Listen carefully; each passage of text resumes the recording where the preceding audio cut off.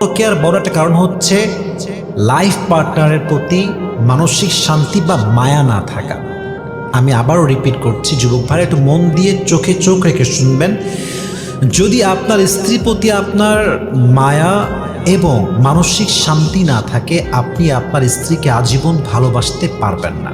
তবে মানসিক শান্তি আপনি আপনার ওয়াইফের জন্য পাবেন তখন যখন আপনার ওয়াইফের ব্যাপারে আপনার হৃদয়ে কোনো স্পট থাকবে না, কোনো দাগ থাকবে না।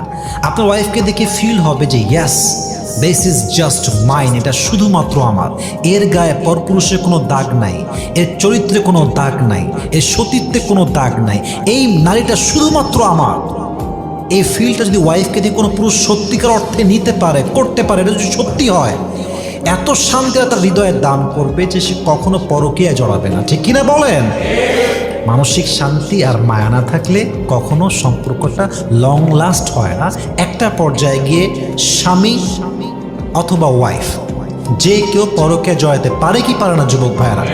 তবে হ্যাঁ, আমি আরেকটা কথা এখানে অ্যাড করে দিচ্ছি। দেখেন, বিষয়টা একটু বুঝে আপনাকে ফিল করতে হবে। সেটা হচ্ছে এই যে যদি হাজব্যান্ড তার ওয়াইফকে প্রেশারাইজ করে, খালি চাপ, উঠতে বসতে খাইতে শুইতে গোসল করতে অলওয়েজ চাপে রাখে, অথবা ওয়াইফ তার হাজব্যান্ডকে চাপ দেয়, এই আজকে চুড়ি দাও, এই আমাকে শাড়ি দাও, এই আমাকে গহনা দাও, এই আমাকে অমুক জিনিস দাও, আমাকে আইফোন দাও, আমাকে ল্যাপটপ দাও, কম্পিউটার দাও, আমাকে ডুপ্লেক্স বাসায় নিয়ে যাও, আমাকে ভালো গাড়ি দাও।